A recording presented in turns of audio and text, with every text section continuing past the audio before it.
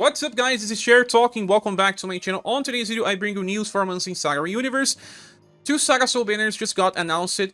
One is an old one that was skipped. The other is kinda on time, and they were buffed. We can discuss them now going to SaGa ReUniverSe Reddit. Thanks Hans43 as always, he translated in comparing all styles to the JP counterparts. First banner has Pinkpunch. It is an MArts user with a very unique design. Only 100% endurance and wheel, 131% agility and just 108% STR. Does have a little higher charisma than normal. This character has a 30% damage increase at all times alongside a 20% damage increase at all times. And then 5 stacks of defense up that decrease damage taken by 5% on the whole fight. Then on turn begins, we'll buff all status by 15% to self only, 2 extra BP, and then defense boost medium to self. This decreases damage taken by 20%, lasts for 2 turns, and will stack. Pinkpunch is all about triggering many defense boosts and then buffing other characters.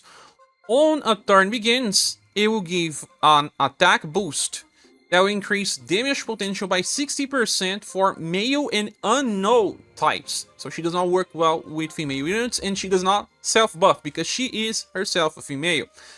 Then a defense boost that will then decrease damage taken by 30%. Both last for just that turn. And then she also recovers HP by very small. That should be around 300 for everyone. When attacking, she also chases with skill number 3. And every 5 turns, will recover the usage of S2. First skill is a blunt roll attack for free. The skill 3 is the one that you're gonna chase. As a command, it's fast. Before attacking, will then cast an attack boost of 30% damage increase to self. It lasts for 3 turns, will stack. As a chase is 25%. And then on attack lands, will cast another attack boost, but it's time to male and unknown. 30% damage increase. So, because this one is the one that you get as a chase, you're going to buff 50% for other allies that are male and unknown when using this skill. Alongside your another 60%, it comes to 110%. Still not really that great. The second skill is fast one-time usage, and then it recharges every 5 turns. That gives her an attack boost that increases damage potential by 50% for 3 turns, just to self, alongside a defense boost that decreases damage taken by 30%, just to self as well. And then she casts this attack boost for other allies that is locked into male and unknown, and a defense boost that is also locked to male and unknown. Values are 50% for the attack boost, 30% for the defense boost. Since it lasts for 3 turns and you can use it again on turn 6, you are usually half of the time with these effects. It also gives 5 EP to all allies. This one does not have any restrictions, so it gives 5 EP to herself, and that is actually a free skill to use. Since she has 5 EP per turn, theoretically you will be able to cycle through skill 3 and 1 if you don't have any BP batteries. This character here is extremely limited and does not offer too much. It's not really a strong damage dealer. All the effects that it grants are related to types, and it locks you into very limited utility. I don't recommend pulling, and I will give only a 3 out of 5. Moving forward, we have Faye, and she has now 138% STR, 101% endurance and wheel. Those values are strange because she is a tank of sorts. We are getting tanks with 130 even. Why did they buff this to higher values? I don't know. She has a 20% damage increase, then a 40% damage increase, reduces damage taken by 30%, then by another 40%. She has a 37% chance to cover allies when they are attacked, reducing damage taken. When attacked, it will buff STR and will by 15%. Remember Julian that buffs STR? She buffs that STR but also will.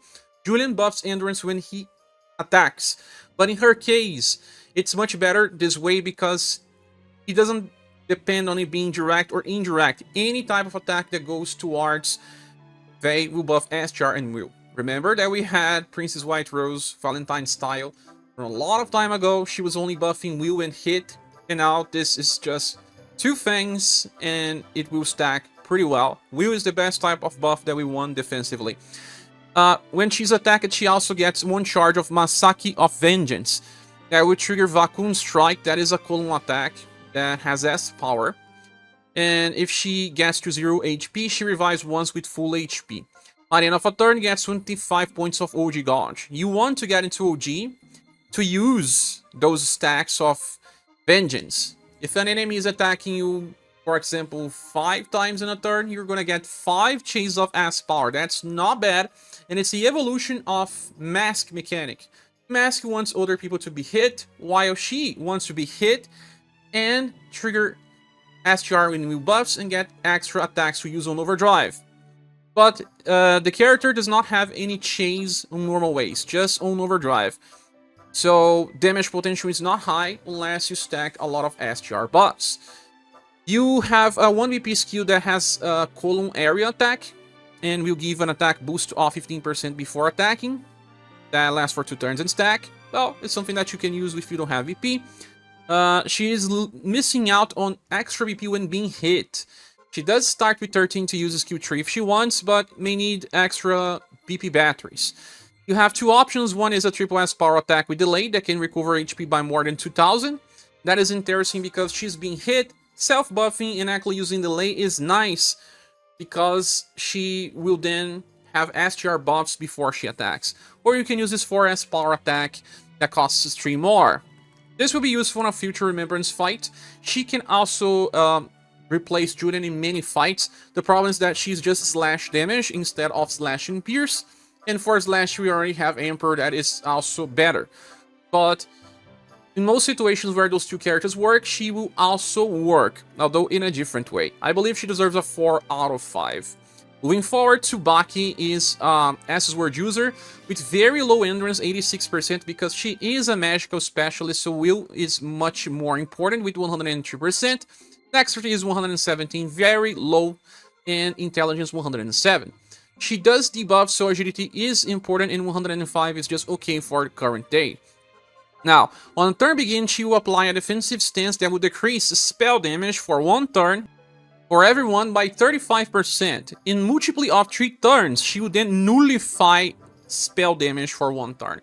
That's interesting because it's passive, and I don't think many boss fights have enemies that uses only spells. That is actually pretty limited, but if it works, it's gonna be amazing. Now, she decreases damage taken by 40% at all times. When she attacks, she debuffs the enemy intelligence by 10%. If it's an AoE attack, she would then debuff all enemies. If it's a single target attack, she would debuff 1 enemy.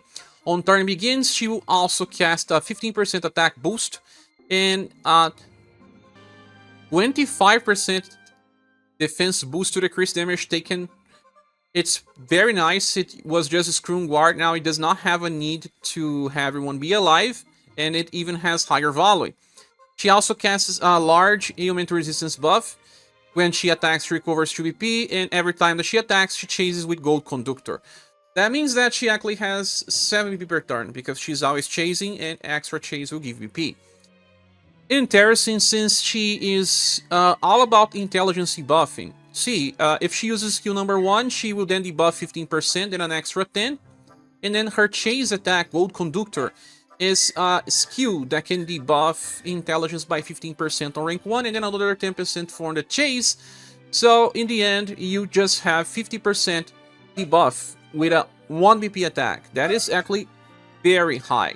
If you choose to use skill number 3, you're gonna increase that to 55% intelligence debuff, but you're also going to cast a Morale Down medium to the enemy, decreasing damage taken by 25% on the source.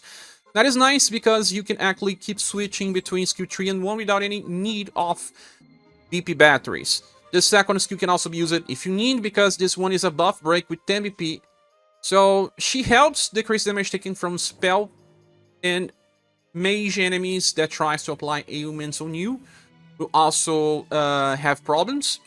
But Gold Conductor can also buff will of your party by 20%, so she's also buffing will, decreasing spell damage, debuffing enemy intelligence. It all makes sense. It's just that it may not be enough of a type of support. The good thing is that she doesn't have that much competitivity for S's word, besides J-Mew. If you got the latest J-Mew, he's much better than Tubaki, and he works everywhere, while Tubaki is a lot more restricted. Not really worth a pity, but deserves a 4 out of 5. This banner as a whole will receive a silver minus because all characters work, they just don't beat any of our current ones, are just okay to use if you like them, but really easy to skip. Moving on, the next banner will be Poe, and they buffed his status. Now we have 105% endurance, intelligence, and will. He does not need intelligence besides stunning effects, and that is hardly used, but he has 122% dexterity and 98% agility. He needs to land attacks, so that is a very good chance to land, unless the enemy buffs agility way too many times. But he needed a higher agility because he is an interesting debuffer that needs to go first. Okay, so we have a 30% damage reduction at all times. He also applies a defense boost that decreases damage taken by 15% to all allies every turn begins, and also an attack down that will decrease the damage on the source by 5%. On a battle begins, he feels overdrive gauge for everyone. That increases overdrive damage by 50%. Then on turn ends, we'll give 15 points of OG gauge to everyone. That's actually very nice, and he combos super well with characters like Hulk. Then, when attacking, we'll chase with Main Volley. That is a deep power AoE attack that can stun, but also debuffs enemies' agility by 10%. Now, on overdrive attack, we have this effect called Steal, that will also appear on skill number 2 and skill number 3. These are attacks that have row and column area, are fast, and before attacking will apply Steal to all allies, including self. What exactly is Steal? When you attack, in JP, it needed to be a weak attack that was totally bad because you needed to land the weakness of the enemy, and some fights the enemy are just not weak. Or you have to forcibly bring units of said elements, and you could theoretically bring others that bring more utility. So, when you land an attack, you will then debuff SGR, Endurance, Dexterity, Intelligence, and Will by 5%. You're only missing on Agility from the main status besides Love and Charisma, that you don't need to debuff from the enemy. 5% guaranteed debuff when the attack lands.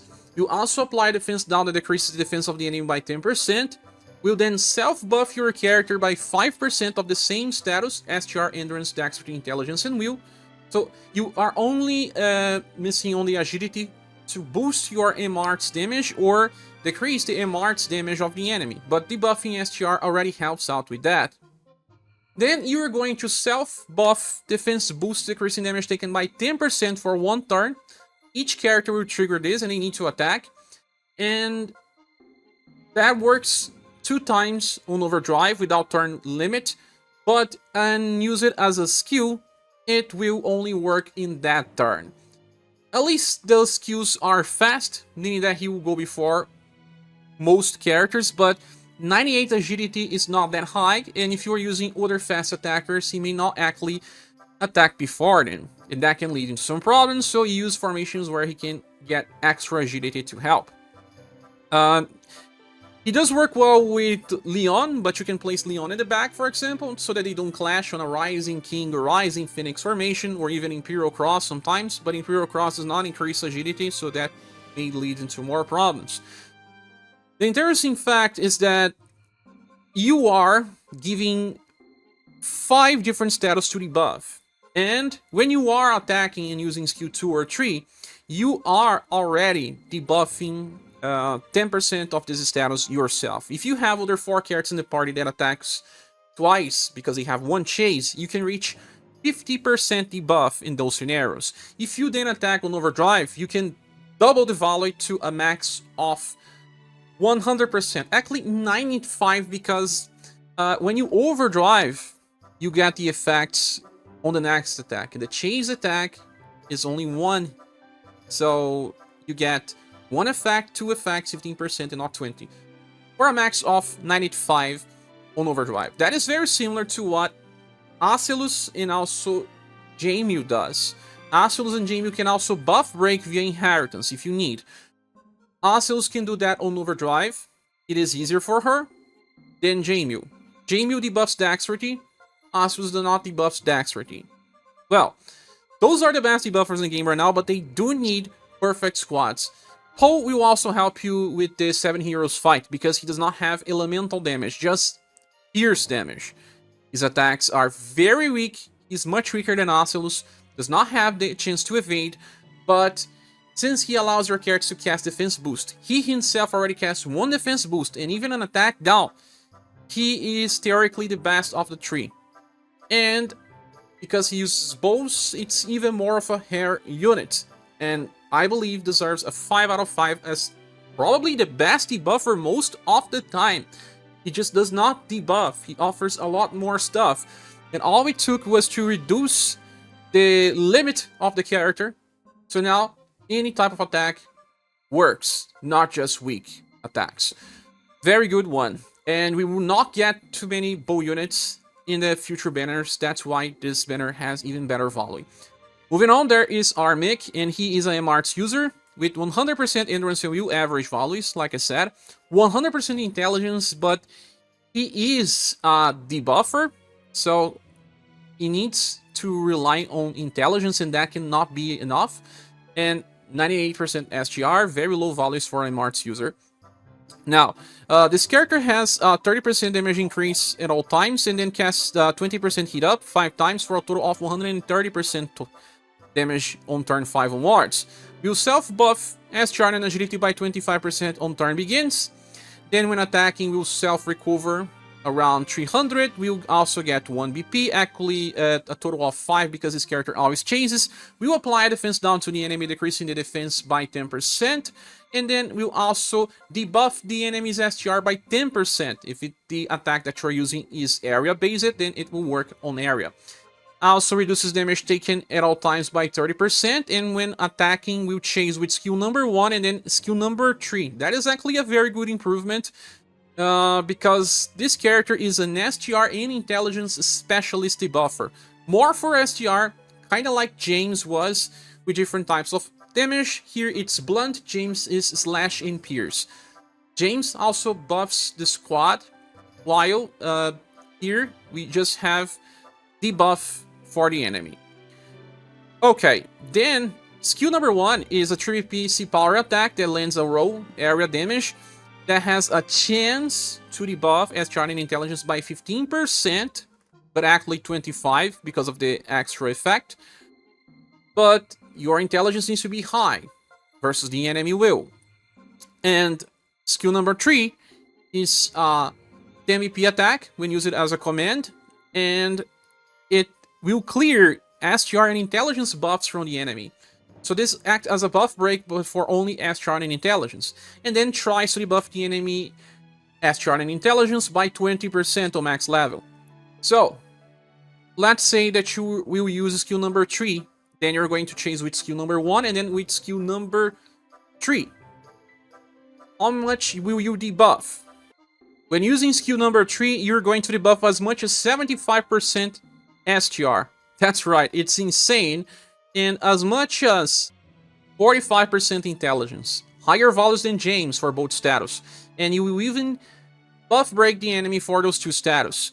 If you choose to use skill number 1, then you're going to decrease the value by 5%. So a total of 70 and a total of 40% intelligence debuff. Both attacks are roll-based, and he still has another one that has just a power and will also debuff agility. But I don't really like this one. It does not buff break, but it is cheap, at least with just 6. A character that will work in situations where the enemy only buffs STR and intelligence, but bosses like Firebringer also buff other stuff like agility, for example, and that is actually a problem. You have to bring all status buff breakers. This character works, but it's not really all that amazing. I am torn between a 3.5 and a 4 for this character. Probably a 3.5. Moving on, we have Rose, and she was buffed. She barely does any damage, forget about that, but they buffed endurance to 105%, and then 113% will. We have 105% agility, that is actually pretty nice, because she's a fast skill user that wants to attack before fast attacks from enemies as well. Nothing else really matters, besides love being kinda high as well. On Battle Begins, she will increase gun damage for everyone by 50%.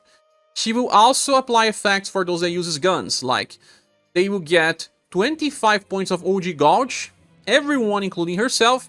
Then she will recover HP for everyone, it will be around 400 because of such a high glove. And then on turn begins, everyone that equips guns will buff endurance, dexterity, will, love, and charisma by 15%. This could be higher because it's locked to gun users. You will also get 3 BP every turn. That's permanent. It's a lot of effects for Remembrance, or if you can make full gun squad. And right now we can't, maybe in the future with the SaGa Emerald Beyond units, but right now it's totally impossible for hard challenges. On turn begin, she then casts a 15% attack boost and a 15% defense boost to all allies, and if she gets to 0 HP, she would then recover HP of everyone by around 3000, but you have to revive her right after. She reduces damage taken at all times to herself by 30%, and if all allies are alive, she then decreases by another 30 to including herself. Damage increases by 10% as well, so at the end, she's increasing their damage by 60% alongside all the other extra perks. Skill number 1 costs 3 BP, but it casts a 2 BP and HP recovered of around 400 to our allies. And on those turns, you'll be recovering twice because of her passive as well. So even if you spend 3, you actually are getting back more than you are spending. The second skill is called Call Rose, the same one from Time. It's just 8 BP now on global. It's a fast support that will cast Guard Up, decreasing damage taken by 35%. It does not stack. Endurance will, love, and charisma buff of large effect that can reach 40% on max level. Status buffs will stack, but Guard Up buff will not. So it is much better to cycle between skill 2 and skill 3, since you will be able to recover BP and HP with skill 1 as well. Then skill 3 is a 3-hit E-power attack with blunt and heat that will grant defense down to the enemy. That decreases the defenses by 20%. 3 hits means 60% defense down. Effect lasts for 2 turns, and if you can use this twice in a row, you can decrease the defense of the enemy by 120%. Sadly, this attack is not fast. It should have been so that you could contribute to damage when you are finishing the fight, but not in the meantime because you are better off just offering support. So damage is bad, but if it makes people do more damage, it is okay. Rose is very useful for support on Remembrance because we don't have many gun support, and if you got Human Mayo, now you have 2 characters that make a big impact. I don't have ReUniverSe, and now because of those 2, I can probably clear Megalith Dragon Hard 5. Of course, because I still have Leon, 260G, Bike, and Socho to choose to make a squad.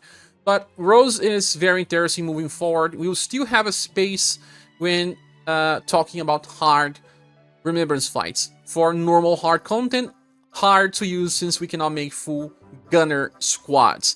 She deserves probably a 4 when thinking that she's locked into Remembrance, but it's very good there. This banner deserves a Silver Plus award because both guns and bow types will be here on future banners, and they don't have bows on Emerald Beyond. And for guns, we will have to wait till Emerald Beyond to see plenty. So that's why I will recommend pulling here, since I believe this deserves a Silver Plus award. If you don't have enough gens, you can skip both banners as well. And if you already have at least Asolus or JMU, you can skip Poe, and it would be even better to skip the whole banner.